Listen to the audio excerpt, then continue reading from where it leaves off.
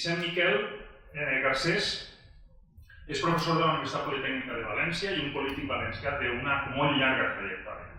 Va estudiar enginyeria agrícola a València i es va especialitzar en economia i sociologia agrària. Completà els estudis a Montpellier i a París. Com a professor ha impartit docència tant en la Universitat Politècnica de València com la Universitat de València, que avui ens acull.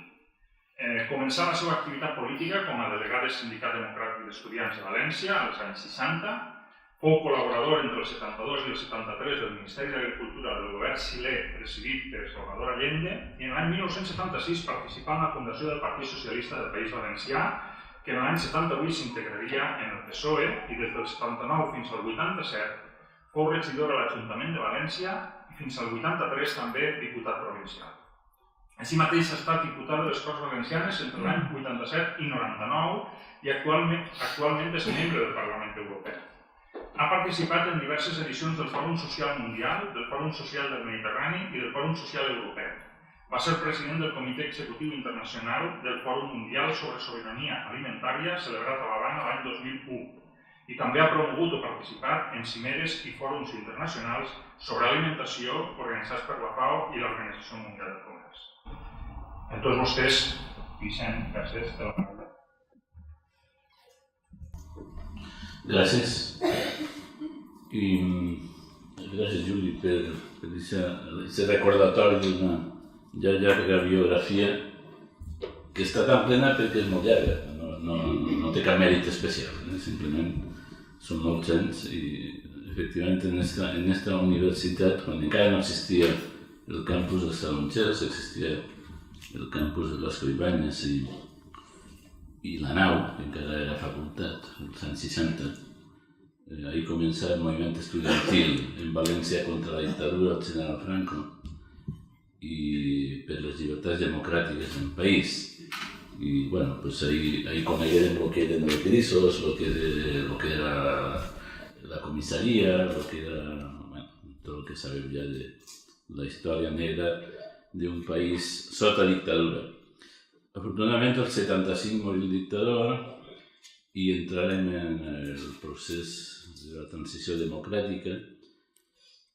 Espanya, com a estat, avançar cap a aquesta realitat democràtica que avui coneguem. No anem a parlar d'aquesta realitat democràtica, però, en canvi, el poble saharaui comença una trajectòria que avui sí que analitzarem. Començar l'any 75 una ocupació del territori per les tropes de Marroc sota una cobertura civil, cívico-militar, i des d'aquell moment, que aquell territori està ocupat pel regne de Marroc davant de la legalitat internacional i com també veurem després. Els anys han passat, els fets polítics s'han seguit produint, però la injustícia que s'iniciava en 75 en aquell poble, que podia haver aconseguit ja en aquell moment les seves llibertats, doncs continua. I si mirem l'escenari de la Mediterrània, jo sempre poso un símbol de la realitat dels nostres dies, que és una mar Mediterrània, un conjunt de pobles que tenen dos murs que cerquen aquesta realitat, el mur de Palestina-Israel i el mur del Marroc en el Sàhara. I aquests dos murs són dos símbols de tot allò que no hauria de ser en el món d'avui i que malauradament encara és el món de l'opressió, el món de la dominació, el món de, per la força, mantindre situacions que violen sistemàticament els drets humans. Avui em toca viure aquesta realitat del Parlament Europeu, que no és més que una instància més de les moltes que viuen periòdicament les realitats del poble saharaui. En aquella estic ara,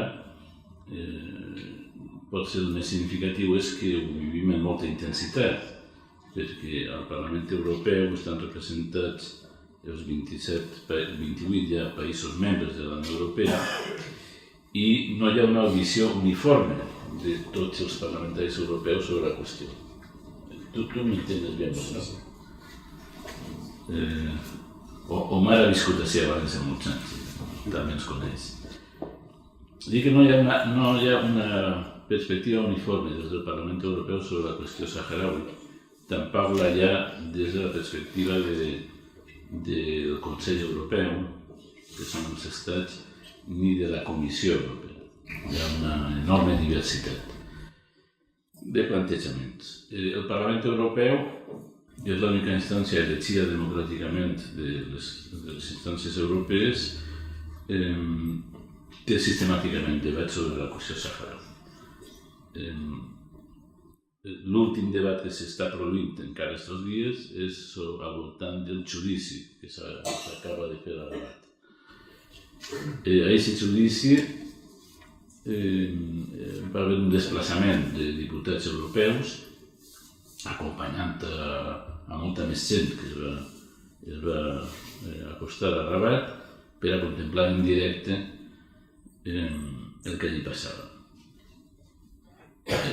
Jo ahir estic parlant amb dos diputats europeus espanyols que estigueren en judici. Un és Antonio Masip, que és un diputat europeu d'Oviedo, socialista, i l'altre és Willy Meller, que és diputat europeu d'Izquierda Unida. I els dos coincidien, els dos diputats coincidien que el judici de Rabat havia sigut algo espantós.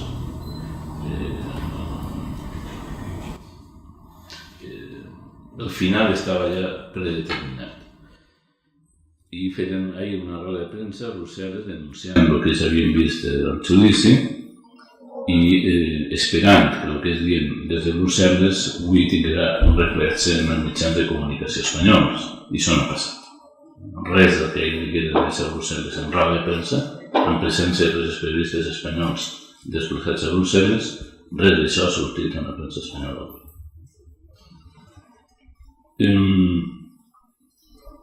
Simultàniament, aquesta posició dels socialistes espanyols, dels diputats parlamentaris europeus, socialistes i d'Esquerra Unida espanyols, es feia circular pel Parlament Europeu un document del grup socialista europeu condemnant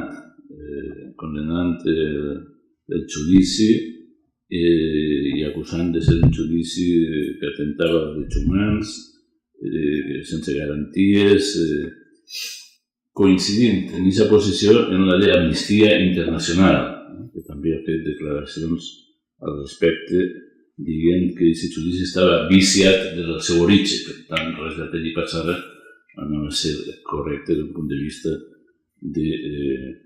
del dret. Però dic que simultàniament aquestes posicions, que us acabo de pronunciar, fetes en Brussel·les aquestes 48 últimes hores, se feia circular un informe fet per l'Associació per la Promoció de les Llibertats Fonamentals de França, un informe signat per un conjunt molt llarg de doctors en dret, de professors de la universitat, advocats, observatoris d'estudis geopolítics, un conjunt de 7 o 8 juristes francesos, dient tot el contrari. La va ser contrari. Dient que, segons el que s'havien vist, havien estat allí, i segons ells, totes les garanties estaven donades, el procés era un procés just, i que les garanties exigís qualsevol procediment judicial d'aquestes característiques estaven perfectament cobertes. Per tant, el resultat del judici era respectable des del punt de vista del dret. Per a dir-vos la diversitat, així teniu els dos pols. Un pol de parlamentaris europeus i juristes de tot el món que condemnen i se judici en Rabat per ser absolutament atentatori al les regles mínimes del dret, i un altre grup de juristes francesos que diuen tot el control. El problema no són els juristes, el problema són els estats i els governs. En el cas saharaui, cristal·litzen les posicions de molts estats europeus i les seues polítiques d'estat. I, desgraciadament, el govern de França, l'estat francès, és un dels estats que des de l'any 75 està més per defensar la postura de Marroc, d'absorció en el seu territori del Sàhara Occidental, que altres posicions també presents en la Unió Europea i també en el Parlament Europeu. El Parlament Europeu fa un mes aproximadament, el 24 de desembre, fa 2 mesos ja, va aprovar per una enorme majoria de parlamentaris europeus de tots els països un acord en el qual recordava al Parlament Europeu la situació del Sàhara Occidental i resolucions anteriors preses pel Parlament Europeu on exigissin a Marroc que no atente sobre els drets humans, recorda la situació en què es troba el Sàhara Occidental, el territori ocupat, i demana al Parlament Europeu que se respecten els drets fonamentals del poble saharaui, incluïdes la llibertat d'associació, la llibertat d'expressió, el dret de manifestació, exigeix al Parlament Europeu l'alliberament, això era en desembre del 2013, l'alliberament de tots els presoners polítics saharauis, exigir al Parlament Europeu que s'obri al territori als observadors independents, a les ONG i als mitjans de comunicació, reitera el recolzament del Parlament Europeu a la instauració d'un mecanisme internacional de vigilància dels drets humans en el Sàhara Occidental, recolza una solució justa i duradera del conflicte basat en el dret a l'autodeterminació del poble saharaui de conformitat amb les resolucions de les Nacions Unides. Aquesta és la posició oficial del Parlament Europeu. Però com veieu, el que us he contat de França i d'altres països europeus no es compartida per determinats estats de França, de la Unió Europea, que són els que prenen a la gravetat les decisions concretes. Bueno, esta setmana que ve hem decidit, també el que anomenem el grup intergrup sobre la qüestió saharaui, un intergrup parlamentari, hem decidit enviar una missió als territoris ocupats.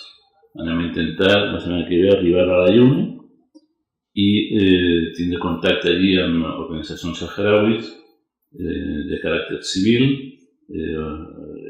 organitzacions dels treballadors, de la pesca, de Fosbuclar i d'altres entitats, per tal de traslladar-los l'opinió del Parlament Europeu, que és la que us acabo de mencionar, i al mateix temps recollir el que se'ns pugui contar de la realitat en aquests moments. Dic que anem a intentar-ho perquè no sempre les delegacions parlamentàries europees s'han pogut entrar en el territori ocupat per Marroc. A vegades posen impediments d'algun tipus, sinó... Bueno, ja us contaré si entrem què ens ha passat allí i què hem vist. I acabaré aquesta intervenció preliminar dient que la qüestió saharaui en estos moments té una perspectiva geopolítica importantíssima. En la mesura que s'està desenvolupant en tot el Mediterrani uns processos de canvi i de transicions democràtiques que estan patint molt per a iniciar i per tant consolidar-se. El Mediterrani sabeu tots que tots els pobles del Mediterrani, tant els del sud com els del nord, estan en una situació molt delicada, de Portugal a Grècia, passant per Espanya, Itàlia, estem com estem. L'est, en Síria, hi ha una guerra oberta. El conflicte israelo-palestí continua viu, ben viu. Egipte està en turbulència, Turquia està armant-se i posant missils Patriot en la frontera amb Síria. Líbia passa el que passa i avui ningú sap el control exacte de les armes que hi havia allí qui el té, i tampoc de moltes de les persones armades que hi havia en aquest país. Ha esclatat la invasió militar de França sobre Mali, una guerra oberta i en desenvolupament. I així tenim el triangle del Magreb, on està Túnez desestabilitzat, Argèlia en plena pressió per la guerra de Mali i el regne de Marroc amb el conflicte saharaui per resoldre i, per tant, un xoc de forces enorme en aquests moments desenvolupant-se en aquest espai geogràfic. El futur està per escriure, tenim que escriure entre tots, i jo el que espero és que les posicions del Parlament Europeu puguen en algun moment obrir-se camí i que aquest poble recuperi els drets perduts, entre ells el d'exercir a través del referèndum el dret a l'autodeterminació i decidir el seu propi futur. Gràcies.